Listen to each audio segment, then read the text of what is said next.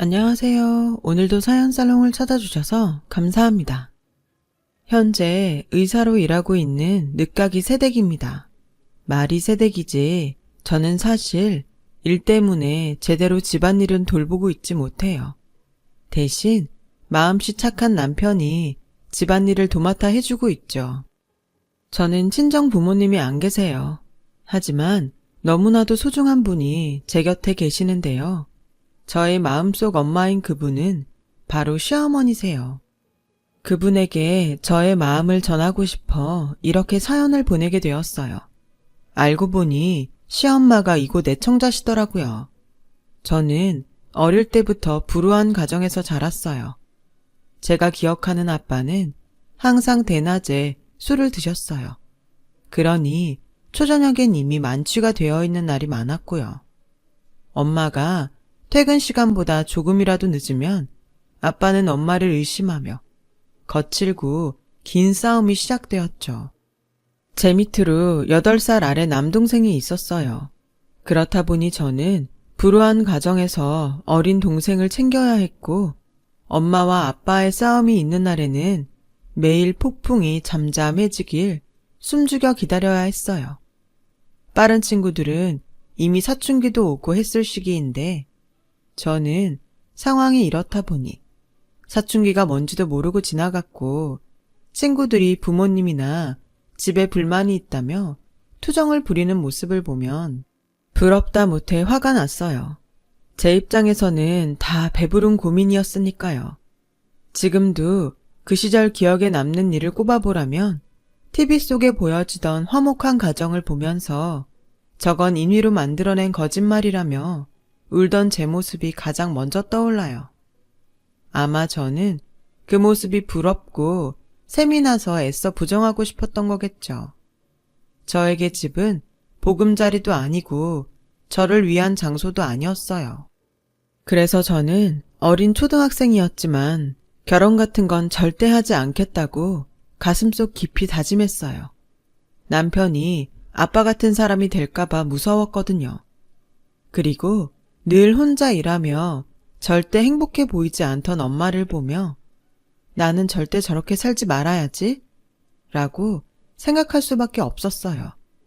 그저 저는 이등병이 제대하는 날을 기다리듯 악몽 같은 시간이 끝나기를 기다려야 했죠. 제가 중학교 3학년이 되던 어느 날 엄마는 저에게 이렇게 말씀하셨어요. 혜영아, 엄마는 이 집을 나갈 거야. 네 아빠하고는 도저히 가망이 없어. 그래서 하는 말인데 네 아빠가 나가더라도 너랑 네 동생 중 하나는 두고 가라고 난리를 쳐서 그래서 엄마는 어린 네 동생을 데리고 나가려고 해. 미안해. 저는 세상이 다 무너지는 것 같았어요. 은근 엄마와 아빠가 빨리 이혼을 했으면 좋겠다고 생각했지만 제가 아빠와 남게 될 거라고는 상상도 하지 못했거든요. 그래서 저는 울며 불며 싫다고 엄마에게 매달렸지만 이미 결정난 일에 소용이 없음이 느껴졌어요. 그래서 저는 진짜로 엄마가 동생만 데리고 나간다면 집을 나갈 생각을 했고 언제고 학교 가는 길에 나갈 수 있도록 준비를 해놨는데요. 그러던 어느 밤 잠이 올까 말까 하던 밤이었는데 엄마가 조용히 저에게 다가와 이렇게 말씀하시는 거예요. 혜영아, 옷 입어. 나가자. 엄마는 제가 매달리고 또 집을 나갈 계획이라는 것을 이미 눈치채셨는지 준비한 가방을 가지고 나가자고 하셨어요. 그렇게 저는 엄마와 동생과 함께 그 지긋지긋한 집에서 도망칠 수 있었고 비록 단칸방 신세에 아빠 때문에 이곳저곳 전전하며 살아야 하는 떠돌이 생활이었지만 처음으로 마음 편히 두 발 쭉 뻗고 지낼 수 있는 날이었어요. 그렇게 저는 고2가 되었고 동생은 10살, 초등학교 3학년이 되었는데요. 어느 날부터인가 엄마의 기침소리가 예사롭지 않게 들리기 시작하는 거예요. 처음엔 감기에 걸렸나 생각했는데 그 강도가 점점 더 심해져 불안한 마음까지 생겼어요. 그리고 청소를 하던 중 엄마의 약으로 보이는 무수한 알약이든 봉투를 보는 순간 저는 어떤 좋지 않은 예감이 들더라고요. 그렇게 제가 조금씩 무언가를 알아갈 즈음 엄마는 공장에서 일을 하다 쓰러져 병원에 실려가셨고 엄마가 폐암 말기라는 사실을 듣게 되었습니다. 엄마는 결혼 후 동생을 낳은 후부터 무능한 아빠를 대신해 제조 공장에 다니셨어요. 외할머니는 돌아가시기 전까지 엄마가 어릴 때부터 빈혈도 있고 호흡기가 좋지 않다며 공장 같은 곳에서 일을 하는 것이 걱정이라고 하셨는데요. 엄마의 병을 듣게 된 순간 외할머니의 그 말이 어찌나 머릿속을 맴돌았는지 몰라요. 그리고 의사 선생님으로부터 이미 엄마의 폐가 손을 쓸 수 없는 단계에 다른 장기에도 전이가 돼서 더 이상의 가망은 없다는 소리를 듣게 되었어요. 저와 남동생을 안타까운 눈으로 보던 의사 선생님은 쉽게 말이 나오지 않는지 한참을 망설이다가 마음의 준비를 하고 다른 어른들에게 빨리 알리라고 하셨는데 아무리 생각을 해도 달리 알릴 곳이 없더라고요. 저는 막막한 심정으로 엄마의 핸드폰에 연락처를 찾았어요. 그리고 채 10명도 저장되어 있지 않은 엄마의 핸드폰 속 연락처를 보게 되었고 그중 그래도 유일하게 친구로 보이는 내 친구 유미라는 이름이 보여 저는 떨리는 손으로 그 번호에 전화를 걸었어요. 여보세요? 수키니? 정말 수키야? 왜 그동안 연락이 없었어? 내가 얼마나 걱정했는데. 핸드폰 너머 들리는 낯선 아줌마의 목소리에 반가움과 걱정이 섞여 있었고 저는 떨리는 목소리로 이렇게 말했어요. 안녕하세요. 저는 정수키 씨 딸이에요. 뭐? 수키 딸? 네. 근데 지금 엄마가 좀 많이 안 좋아요. 의사 선생님은 다른 어른들에게 알려서 준비를 하라고 하시는데 저희는 연락할 곳이 없거든요. 알겠다. 더 말 안 해도 돼. 거기에 어디야? 엄마 친구 유미라는 분은 지방에 살고 계시다고 했지만 그날 저녁 바로 기차를 타고 병원으로 오셨어요. 그리고 숨 쉬는 것이 괴로워 거의 진통제에 취해 자고 있는 엄마의 손을 잡고 밤새 많은 눈물을 흘리셨는데요. 엄마는 그 다다음 날 딱 한 번 눈을 뜨시고는 그대로 하늘나라로 떠나셨어요. 저는 그때 정신이 없어서 저도 그렇고 동생도 학교에 보내지 못한 채 엄마의 마지막을 지켜야 했어요. 유미 아줌마의 도움으로 엄마의 빈소를 차리고 이미 엄마와 왕래를 하지 않던 외갓집 식구들을 부르며 난생 처음 상복을 입고 장례를 치르게 되었어요. 어머, 쟤들 어떡해? 딱하다. 그러게 어쩔 수 없이 그 술주정뱅이 지 아빠한테 보내야 하는 거 아니야? 그러고 보니 도통 보이지 않네? 이혼했잖아. 뭐하러 이혼한 남편을 장례식에 불러? 그럼 쟤들은 어떡해? 누가 데려다 줘?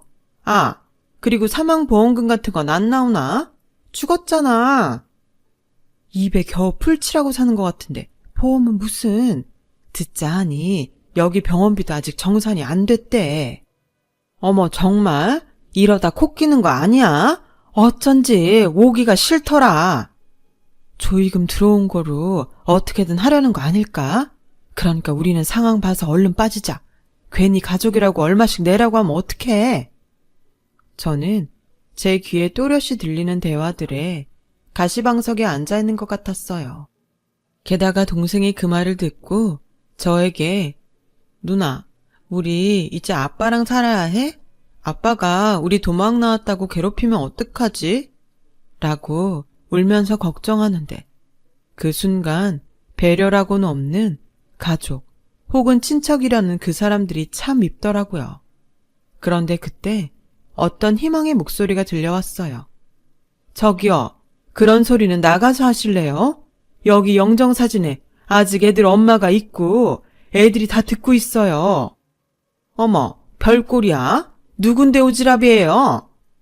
저 수키 친구예요. 제일 친한 친구. 아, 대구로 시집갔다는 그 친구? 아주 우정이 눈물 나네. 우린 가족이에요. 남겨진 애들 걱정하는데 뭐가 잘못됐어요? 괜히 가족 일에 끼지 말고 육개장이나 먹고 돌아가요. 유미 아줌마가 나서자 외숙모들은 목에 핏대를 세우며 싸우기 시작했고, 저는 그때 무슨 정신이었는지 저도 모르게 그 싸움판에 끼어서 더 큰 목소리로 이렇게 말했어요. 그만들 하세요. 저 외숙모들한테 절대 도와달라고 안 할게요. 그러니까 불쌍하다느니 아빠한테 보낸다느니 그런 말 하지 마시라고요. 어머, 쟤 지금 뭐래? 지 엄마 닮아서 아주 싹수가 노랗네? 야, 우린 어른으로서 그리고 가족으로서 네 남매를 걱정하는 거야. 아무리 네가 도움을 안 받겠다고 큰 소리 쳐도 니네들은 다 미성년자고 우리가 나서지 않으면 안 되는 게 있다고. 상황 봐서 내빼는 게 나서는 겁니까? 얘네들은 내가 알아서 해요. 내 친구 자식은 내 자식이기도 하니까. 아니, 타에는 좀 빠지라고요. 우리가 아무리 막 나가도 댁 같은 남한테 애들을 맡기겠어요? 당신이 어떤 사람인 줄 알고. 그쪽이 맡으실 거 아니면 가만 계시라는 소리예요. 적어도 전 댁같이 장례식장에 예의도 모르고 애들 가슴에 상처 주는 그런 사람은 아니니까. 아, 그러세요? 어머, 대단한 우정 나셨네. 그럼 우리는 빠질 테니까 알아서 해요. 단, 문제가 생겨도 우리 책임 아니니까 그것도 명심하고요. 외숙모들은 그렇게 말하고 잘 됐다는 듯 장례식장을 나가셨어요. 외숙모들이 나가자 삼촌들도 난처한 얼굴이었고, 그날 저녁부터 삼촌들의 모습은 보이지 않더라고요. 어쩔 수 없이 가족도 아닌 타인의 손에 발인이 진행되었죠. 저는 엄마를 낙골당에 모시고 당장 오늘부터 동생과 어째야 하나 고민할 수밖에 없었어요. 그때 외숙모가 말했듯 돈 문제도 걱정이었고요. 그래서 장례식 절차가 끝나는 대로 병원과 장례식장을 찾아가 사정을 좀 해볼까 용기를 냈는데, 들려온 대답이 저를 그 자리에서 얼게 만들었어요. 이미 계산 다 끝났는데? 그러니까 절차가 진행됐지. 사복 입고 말라서 머리 짧으신 분 계셨잖아, 왜? 여기 계속 계셨던 여자분 말이야. 그분이 다 결제하셨어. 유미 아줌마였어요. 저는 어떤 우정이면 이럴 수 있을까? 차마 일어난 현실인데도 믿을 수가 없었죠. 제가 동생을 데리고 집에 가려는 그때 유미 아줌마는 저에게 이렇게 말했어요. 혜영아, 내가 진짜 고민을 많이 했거든? 근데 이것밖에는 떠오르지가 않아. 너랑 네 동생 나랑 대구에 내려가서 같이 살지 않을래? 저는 대답이 선뜻 나오지 않았어요. 뜻밖의 말이기도 했고, 또 이렇게까지 신세를 져도 되나 염치가 없게 느껴졌거든요. 하지만 어떻게든 엄마를 잘 보내주신 이 은혜는 갚고 싶었죠. 이대로 헤어지면 그런 기회조차 쉽지 않겠다는 생각에 저는 고개를 끄덕였어요. 그리고 내심 속으로 이 아줌마는 부자인가? 그러니까 돈도 다 내주고 우리까지 같이 살자고 하는 게 아닐까? 라는 생각을 했습니다. 아줌마를 따라 집에 도착했을 때 차마 입을 다물지 못했어요. 아줌마는 상가 건물에 딸린 옥탑방에 살고 계셨어요. 살림살이를 봐도 전에 엄마와 살던 그 모습과 크게 다르지 않았고, 이런 집에 우리까지 신세를 지는 게 맞을까? 저는 당황했었죠. 저희 진짜 여기 있어도 돼요? 왜? 집이 너무 좁아서 그래? 아니, 그게 아줌마도 힘드신 것 같아서요. 아, 솔직히 아니라고는 말 못하는데 그래도 나랑 살자. 내가 니네 외숙모들한테 큰소리 친 것도 있고 숙희 그 기집애 생각하면 내가 니들을 어떻게 모른 척해. 이건 비밀로 하려고 했는데 병원에서 딱 한 번 네 엄마 깼을 때 나한테 고맙다고 하더라. 내가 뭘 어쩔지 지가 어떻게 알고.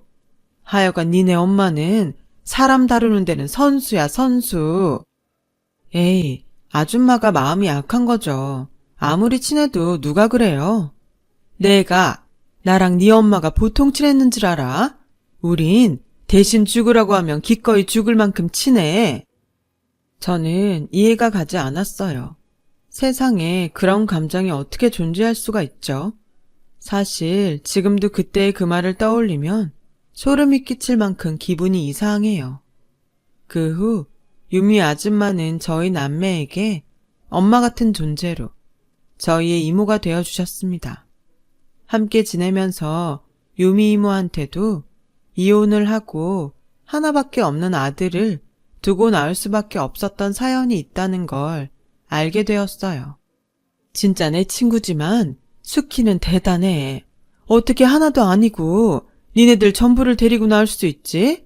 난 하나 있는 것도 못 데리고 나왔는데. 제가 매달렸어요. 아빠랑 절대 둘이 살고 싶지 않았거든요. 근데 이모는 남편이 알코올 중독자도 아니고 직업도 있었다면서요. 아마 우리 엄마도 아빠가 그랬으면 그렇게 우리 둘을 다 데리고 나오지는 못했을 것 같아요. 아니, 네 엄마는 결국엔 니들을 다 데리고 왔을 거야. 걔 마음이 많이 약하거든. 나는 사실 니네 엄마랑 처음부터 좋지는 않았어. 내가 니네 엄마 많이 괴롭혔거든. 자기도 가난한 집 딸이면서 공부도 잘하고 성격도 바른 게 영 재수가 없었어. 이모도 어린 시절이 힘들었어요? 살기 싫을 만큼. 그래서 한 번은 학교 옥상으로 올라간 적이 있어. 우리 동네에서 가장 높은 건물이 우리 학교였거든? 근데 그렇게 내가 괴롭혔던 니네 엄마가 몸을 날려서 날 막더라. 살다 보면 좋은 날이 온다고. 지금은 어쩔 수 없는 터널이라고. 그때는 그냥 니네 엄마가 하는 말이 무슨 말인지도 모르겠고 그냥 짜증이 났는데 시간이 지나고 조금씩 내 사정이 좋아지니까 그때 잘못된 선택을 하지 않은 게 얼마나 다행인지 니네 엄마가 너무 고맙더라고. 그래서 그 뒤로는 가장 친한 친구가 됐어. 그냥 내 스스로 생명의 은인이다 라고 여겼지. 그렇게 한 3년인가 4년을 친자매처럼 붙어 다녔는데 내가 대구로 오게 되면서 헤어지게 됐어. 왜요? 집 나간 엄마가 같이 살자고 했거든. 니네 엄마는 밝고 공부도 잘하니까 금방 나 말고 좋은 친구들이 생길 거라고 생각했는데 그 뒤 니네 외갓집이 사정이 더 많이 안 좋아졌다고 하더라. 니네 엄마도 결혼한다는 말만 있고 연락이 없었어. 엄마의 불행은 그때부터였네요. 그러게 나도 사는 게 바쁘고 또 남편이랑 사이가 좋지 않아서 네 엄마가 얼마나 힘든지 알아볼 여유가 없었어. 그저 미안할 뿐이지. 그래서 그 미안한 마음 니들 남매 키우면서 갚으려니까 넌 아무 생각하지 말고 공부만 열심히 해. 너 공부는 좀 하니?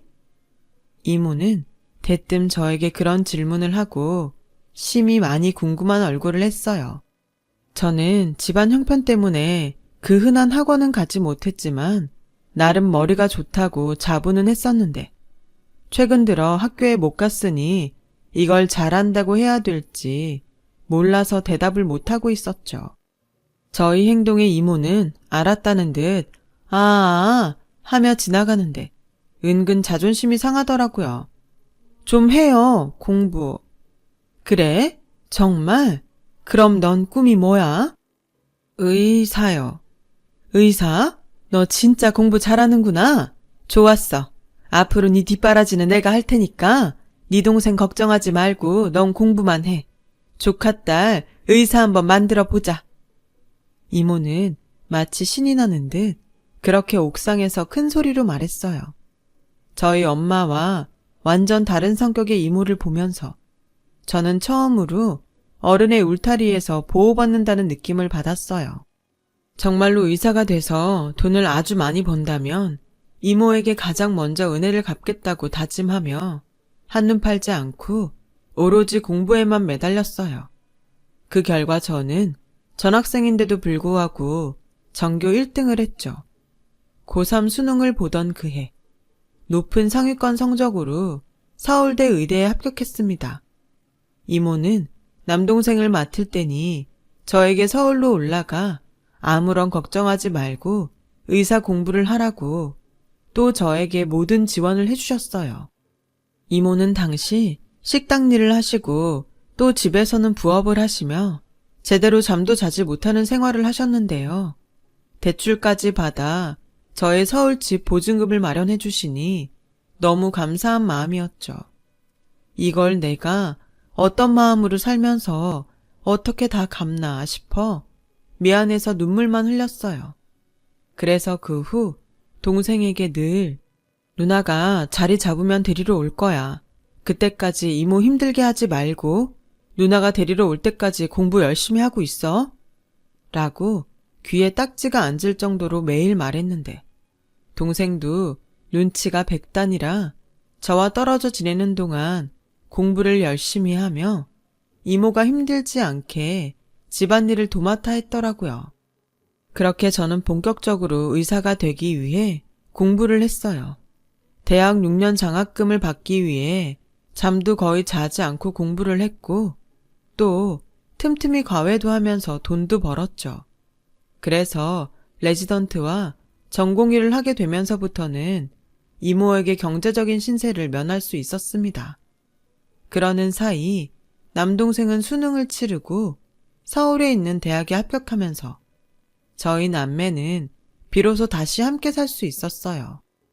아, 내가 이참에 여기 일 다 정리하고 니네 따라 서울 갈까? 이모, 그러지 마. 거기 이모 친구들이랑 단골 손님 잔뜩 있는데 뭐하러. 나랑 수철이가 자주 갈게요. 우리한테는 이모가 엄마고 그 집이 우리 집이잖아. 알지만 내가 니네들 없이 허전해서 그렇지. 나도 자주 서울 올라갈 테니까 니네도 자주 와야 해. 공부 열심히 하고. 돈 필요하면 망설이지 말고 말하고. 알았지? 알았어. 이제 이모도 좀 쉬면서 지내. 나 전문의 따면 매달 생활비 보낼 테니까. 그리고 이거 받아 이모. 웬 반지야? 네가 돈이 어딨어서? 벌었지. 나 과외하잖아. 돈 많이 받아. 이모한테 고마워서 이런 반지 하나 해주고 싶었어. 남들은 반지 하나 정도는 끼고 다니던데 이모는 하나도 없잖아. 야, 식당 일 하면서 반지 끼는 건 오바지. 그래도 뭐 네가 준 거니까 내가 목숨처럼 소중하게 여길게. 그놈의 목숨. 가만 보면 우리 이모는 목숨이 너무 많아. 됐고 잃어버리면 또 사줄 테니까 맡기고 다녀. 알겠지? 그래, 알았어. 아, 좋다. 이모가 조카딸 덕에 결혼할 때도 못 받은 반지를 다 받아본다. 저 먼 우주만큼 너무 좋아. 우리 이모 이렇게 금붙이 좋아하는 사람인 줄 알았음. 진작에 하나 사줄걸. 우리 간다. 이모도 밥 잘 챙겨 먹고 건강 잘 챙겨. 알았지? 그렇게 저희 남매는 서울에, 이모는 대구에 남게 되었어요. 그런데요, 처음 헤어질 때는 당연히 자주 볼 수 있을 거라고 생각했는데 저도 그렇고 동생도 각자 살기 바빠지니 그럴 여유라는 것이 쉽게 생기지 않았어요. 마음은 항상 죄송한데 또 시간이 되지 않으니 절대 멀어질 일이 없다 여겼던 관계도 많이 해이해졌고 제가 또 국시를 준비하면서 이모와 연락이 끊기게 되었어요. 이모가 저희 남매에게 말도 하지 않고 연락처는 물론이고 이사를 했더라고요.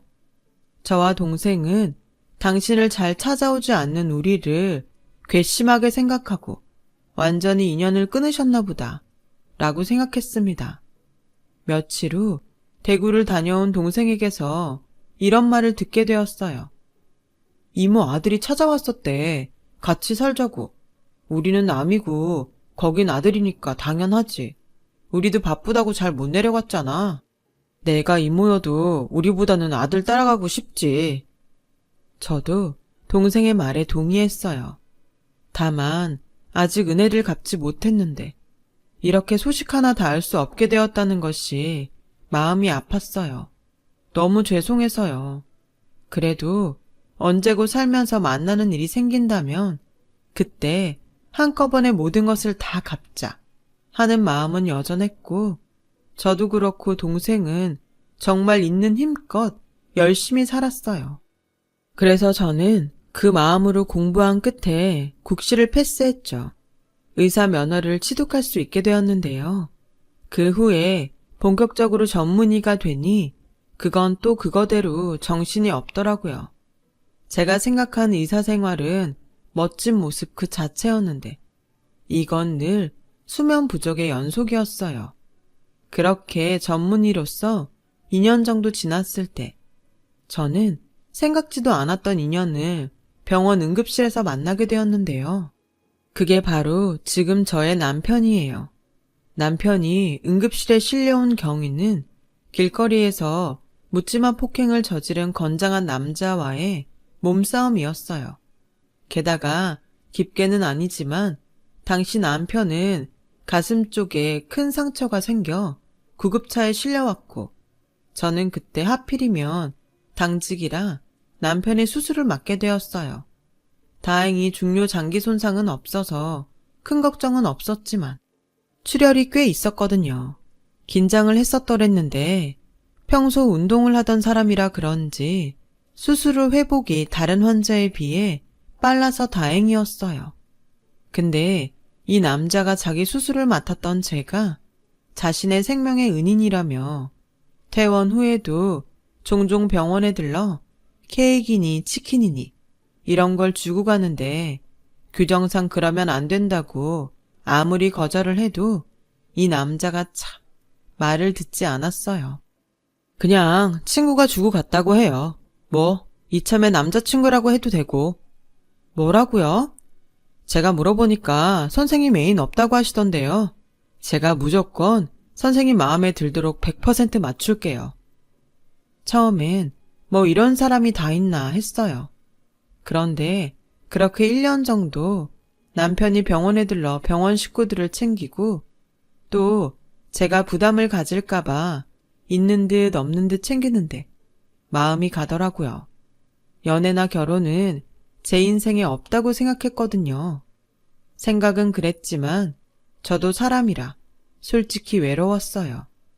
당시 남동생은 학교에 다니다 군복무 중이었는데 이모도 없고 동생도 없으니 허전하고 불안하고 외로웠나 봐요. 그래서 저는 남편과 연애를 시작했고 저희 불우했던 가정사와 또 저 못지않게 불우했던 남편의 가정사가 겹치면서 서로를 위하고 챙기게 되었어요. 마음이 통하는 친구. 남녀를 떠나 저희는 세상에서 가장 특별하고 가까운 친구가 되기로 약속했죠. 남편의 정체를 아는 병원 식구들은 이제 결혼해야 하는 거 아니냐고 너스레를 떨었는데요. 정작 남편은 결혼에 대해 어떤 말도 하지 않더군요. 그래서 한 번은 제가 먼저 대수롭지 않게 말했어요. 그냥 궁금해서 묻는 건데 자기는 나랑 결혼까지 생각해? 물론 내가 지금 하고 싶다는 건 아니고 그냥 자기가 어떤 생각하는지 알고 싶어서. 당연히 생각하지. 뭐? 그럼 왜 여태 아무 말도 안 했어? 그게 사실은 있잖아. 내가 자기한테 말을 안 한 게 있어. 자기한테 부담 주고 싶지 않아서 숨겼는데 엄마가 폐암으로 오늘 내일 하시거든. 아무래도 결혼은 큰 일을 치르고 나서 생각해야 될 것 같아서 일부러 말 안 했어. 저는 남편의 말에 속이 상했어요. 여자친구가 의사인데 숨길 걸 숨겨야죠. 그런데 듣자 하니 다른 의사도 더 이상의 치료가 무의미하다며 포기한 상태라고 하더군요. 저에게 그 모든 것을 말하기엔 되지도 않을 것에 제가 미안해할 것 같아 본의 아니게 숨기게 되었다고 하더라고요. 나 어릴 때 아빠 손에 자랐다고 했잖아. 엄마가 늘 보고 싶었어. 그래서 성인이 되고 아빠가 절대로 안 된다고 했는데 수소문해서 엄마한테 갔다? 어색할 줄 알았는데 너무 좋더라고. 근데 이미 그때부터 엄마는 좀 안 좋으셨어. 자식인데 어떻게 내 손으로 고쳐드리겠다고 했는데 쉽지 않더라. 그래서 나 솔직히 일부러 자기한테 접근한 것도 있어. 자기가 나한테 도움이 좀 될까 하고. 근데 엄마는 계속 나빠지고 다른 의사분이 어렵다고 하니까 포기가 되더라. 아니, 엄마가 너무 힘들대. 이제 그만하고 싶대. 그래서 얼마 전에 지방에 있는 요양병원으로 옮겨드렸어. 나 불효자지? 저는 자책하는 남편을 제 작은 품에 꼭 안아줬어요. 이렇게 속 깊고 다정한 아들이 어딨냐고 남편을 위로했고, 병원 진료가 없던 날 남편을 따라 남편의 어머니를 뵈러 요양병원에 갔어요.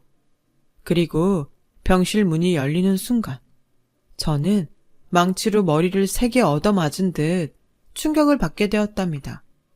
가쁜 숨소리, 뼈가 보일 정도의 마른 상태, 그리고 한 번도 잊은 적이 없던 이모가 저 멀리 우주만큼 좋아했던 제가 사준 반지. 저는 남편의 어머니가 유미 이모라는 사실에 정말 놀랐고, 곧 한눈에 봐도 힘든 상황의 이모를 보며 그대로 평정심을 잃고 담당 의사를 만나야겠다고 흥분하며 말했어요. 자기야, 왜 그래? 전에 내가 말했는데 내가 우리 엄마 돌아가시고 엄마 친구분 손에 자랐다고 했잖아. 그 사람이 당신 어머니셔. 뭐? 난 그냥 우리가 괘씸해서 아들 따라간 줄 알았는데 이미 그때부터 아프셨던 거야? 그때는 이 정도까지는 아니었지만, 근데 혼자 사는 것처럼 보였는데 엄마가 계속 다른 데 가서 살자고 하시는 거야.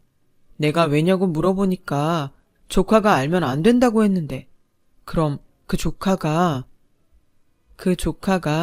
저와 남동생이었던 것을 저는 한참이 지나서야 알게 되었어요. 이모는 혹여 저희 남매에게 짐이 될까 스스로 자취를 감췄고, 어리석게 저희 남매는 아들이 나타나 괘씸한 우리를 버리고 아들을 따라갔다고 여겼으니 불효자는 남편이 아니라 저와 제 동생이었습니다. 저는 그 후 이모의 주치의를 만났고, 참 아이러니하게도 저희 엄마와 똑같은 상태임을 확인할 수 있었어요. 하지만 그때와 지금은 달랐죠. 저는 엄마 때문에 호흡기 내과 전문의가 되었기에 이모의 병을 맡을 수 있었어요. 완치는 몰라도 포기하기엔 제가 너무 간절했기에 저는 이모의 주치의를 설득해 이모를 제가 일하는 병원으로 옮겼어요. 그리고 가족을 살린다는 마음으로 제 모든 것을 걸었습니다. 저는 이모의 어쩌면 마지막이 될 수술을 진행했어요. 남편조차 결정이 쉽지 않았던 수술이었죠. 하지만 저는 이상하게도 자신이 있더라고요. 마치 돌아가신 엄마가 도와줄 거라는 이상한 믿음이 생기면서요. 정말 수술은 걱정했던 것과 달리 아주 잘 끝날 수 있었어요. 그리고 며칠 후 이모는 의식을 회복했어요. 이모는 우는 당신의 아들을 알아보고 괜찮다고 토닥이는데, 이윽고 저의 얼굴을 본 순간 입꼬리를 심하게 떠시고는 저에게 오라며 손짓하시더라고요. 저와 남편은 그렇게 엄마 그리고 이모의 품에 안겨 한참을 울었어요. 그리고 이모의 소식을 들은 남동생까지 모여 저희는 매일 가족이라는 이름으로 이모의 병실에 머물렀어요. 이윽고 저는 결혼식은 나중으로 미루고 남편과 혼인신고를 먼저 하게 됐어요. 결혼식은 시어머니가 회복되면 정식으로 하기로 하고요. 그리고 남편이 지내는 곳에서 일단 신혼살림을 먼저 차렸는데, 저는 거의 병원에 살다시피 하고 또 진료가 없는 날엔 이모의 병실에 있는 경우가 많아 남편이 조금 서운해 하더라고요. 그래서 요즘은 집에도 종종 가고 또 남편에게 아내 노릇도 조금씩 해보려고 하는데, 솔직히 제가 다른 건 다 잘해도 살림은 영 소질이 없는 것 같아요. 괜찮아. 이모가 퇴원하면 이모가 다 맡아서 할게. 그리고 우리 종현이가 은근히 손이 야물어. 살림을 곧잘 하더라고. 난 뭐든 잘하는 사람이 하면 된다는 주의니까 너 절대로 스트레스 받지 마. 야, 나 같은 시어머니가 또 어디 있냐? 안 그래? 그러니까 이모 같은 시어머니가 어딨냐고. 병원에 나일론 환자라고 소문이 다 났어. 그러니까 얼른 퇴원하세요. 그리고 우리 예전처럼 같이 살자. 같이 살긴 니네 신혼인데 따로 살아야지. 너희 둘만 살아. 싫어. 난 이모, 아니 엄마랑 살 거야. 그동안 못한 거 다 하고 살 거야. 이미 내 목숨 네가 구했는데 난 너한테 넘치게 다 받았다. 이렇게 모녀가 돌아가면서 사람을 살리면 나는 어쩌라는 거냐? 어쩌긴 건강하게 오래오래 사시면 되지. 수철이도 이모 일이라고 하면 난리야. 우리 어머니 오래오래 사셔야겠어요. 그 효도 다 받으시려면. 이모는 제가 좋아하는 그 특유의 화통한 웃음소리를 내며 웃으셨어요. 지금 생각해보면 모든 것이 다 기적처럼 느껴져요. 제가 처음 이모에게 연락한 그날부터 남편을 만난 것까지. 어쩌면 신이라는 존재는 정말 있는 게 아닐까요? 그래서 불행하게 산 저와 남편을 이모라는 은인을 통해 맺어주신 게 아닐까? 저는 종종 생각하게 됩니다. 이모, 앞으로 오래오래 저와 그리고 우리 가족과 함께해요. 이모는 저에게 생명의 은인이라고 하지만 저의 생명의 은인은 이모예요. 평생 엄마처럼 따르고 효도할게요. 사랑합니다. 저 먼 우주만큼. 지금까지 제 사연 들어주셔서 감사합니다. 이모와 그리고 남편과 행복하게 살게요. 사연 들어주신 여러분들도 건강하고 행복하세요. 여러분, 사연 댓글에 응원과 현명한 조언 부탁드려요. 좋아요와 구독은 저에게 큰 힘이 됩니다. 오늘도 좋은 일 가득하세요.